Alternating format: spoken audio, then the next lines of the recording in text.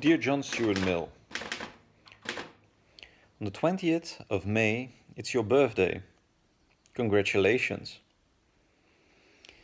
The John Stuart Mill College of the PPE program at the Vrije Universiteit Amsterdam has asked me to contemplate about your societal contemporary relevance, especially amidst this global health crisis that COVID-19 presents us.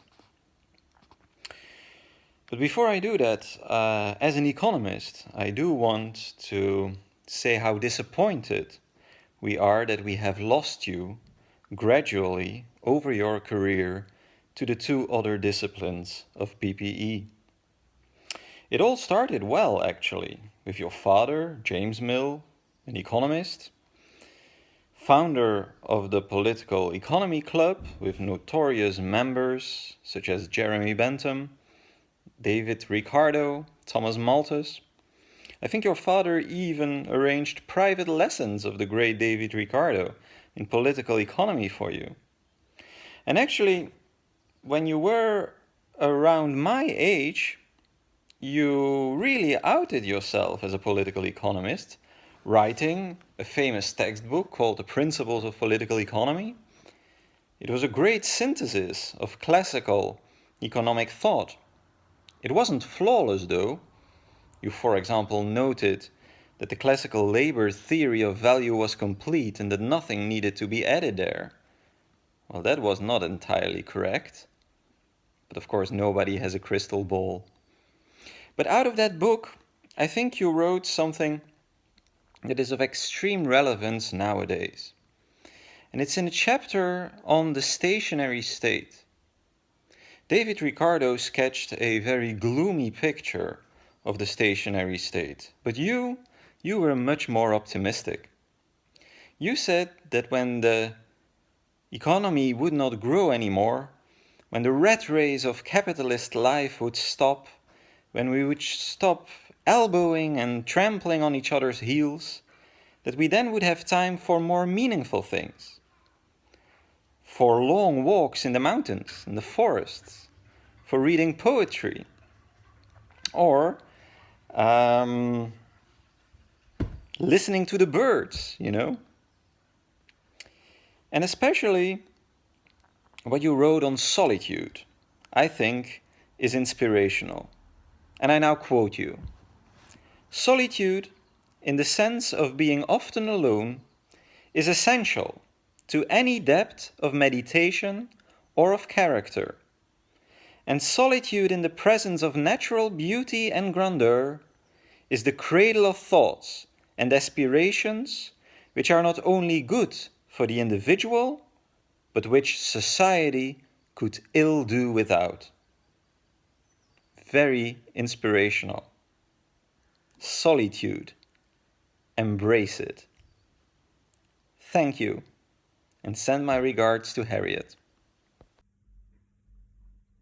Dear John Stuart Mill, today's your birthday. You would have been 214 years old. As a staff member of the John Stuart Mill College, I often imagine what you think of our PPE program and our community of staff and students. As someone whose own educational path was anything but standard, I like to think you'd be satisfied with our program's unique features and that you'd be as inspired with our students as we are. Our current situation, living with the coronavirus and its impacts, demands much of us. Your ethical theory is famous, perhaps infamous, for being demanding. Utilitarianism requires us, for every single one of our actions, to maximize net utility. We are asked, allegedly, to impartially weigh the consequences of our individual actions and always opt for the one with the best results.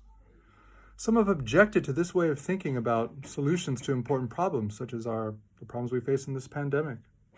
Do we give scarce medical resources to the young just because they will realize more benefits, because they have more so-called life years left? This seems cold-hearted, overly rational, and even robotic as an approach to these difficult decisions. A moral theory that left room for more subtle ways of thinking about it, or humane ways of making such decisions, would have much to say for it. After all, we're much more than just the sum of our remaining life years. if there were no room for utilitarians to make sense of this more subtle, more humane way of steering a course through complex and even tragic moral situations, that would be problematic for utilitarianism. Now, the brilliance of your moral philosophy, and in your articulation of utilitarianism in particular, is that you anticipate this worry. You note explicitly that utilitarianism doesn't require us to think or to be motivated solely by the value of the consequences of our actions. As you say, quote, no system of ethics requires that the sole motive of all we do is the feeling of duty. On the contrary, 99/100ths of all of our actions are done from other motives, and rightly so. Now, I hope that policymakers and citizens can remember your call to do our best, but to be motivated to do so in a way that preserves our humanity and reflects the complexity of the challenges we face in the months and years to come. Cheers, John Stuart Mill, on another trip around the sun. Till next year. My dear Mr. Mill, please allow me to address you for a moment, just like my colleagues have done. My name is Patrick Oberon and I'm coordinator of the politics track at our program in Amsterdam, Holland. As you have probably heard, we teach in a college that is named after you. This choice is both odd and understandable. It's a bit ironic to name a part of a formerly Protestant university in the Netherlands after a profoundly skeptical, I dare say anti-Christian English thinker like you. At the same time, at the college we teach a program in philosophy, politics and economics, 3 disciplines in which your own contributions are held in high regard even today. And by the way, you would be surprised to know how many of your radical ideas even our university has embraced over time.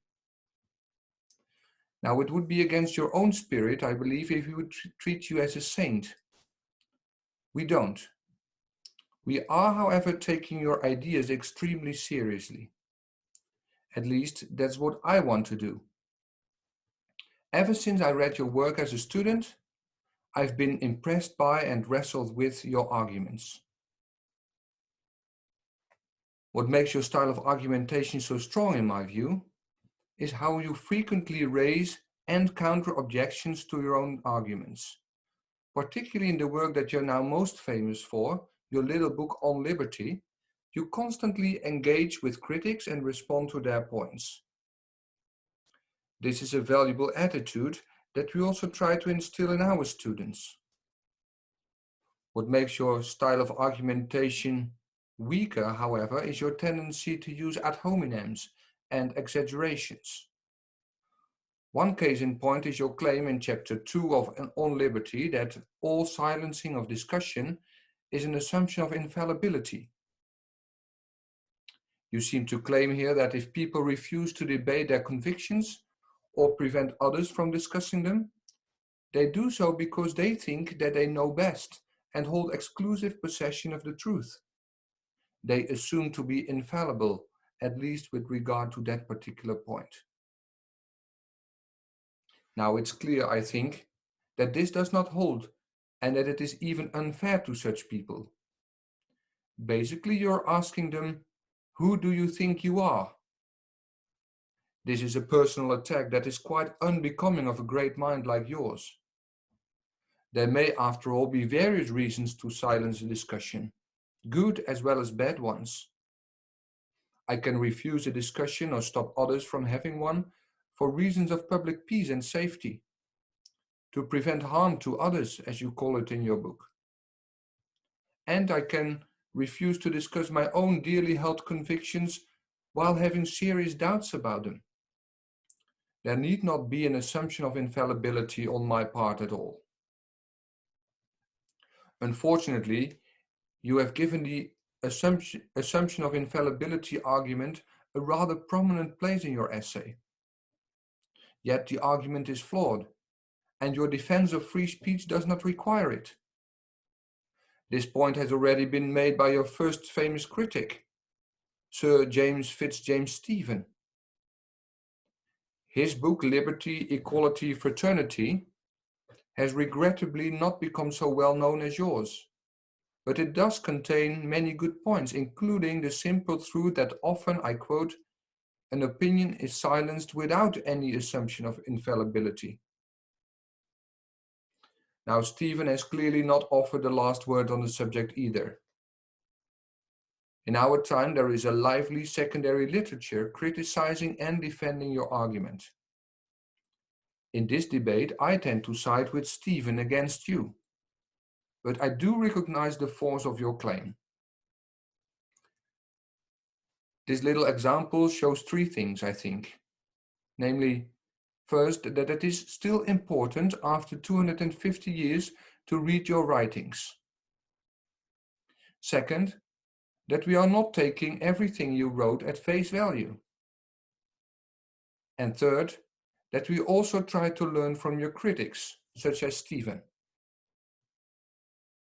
But I trust that consistent with your own argument, you would not have wanted us to do anything else.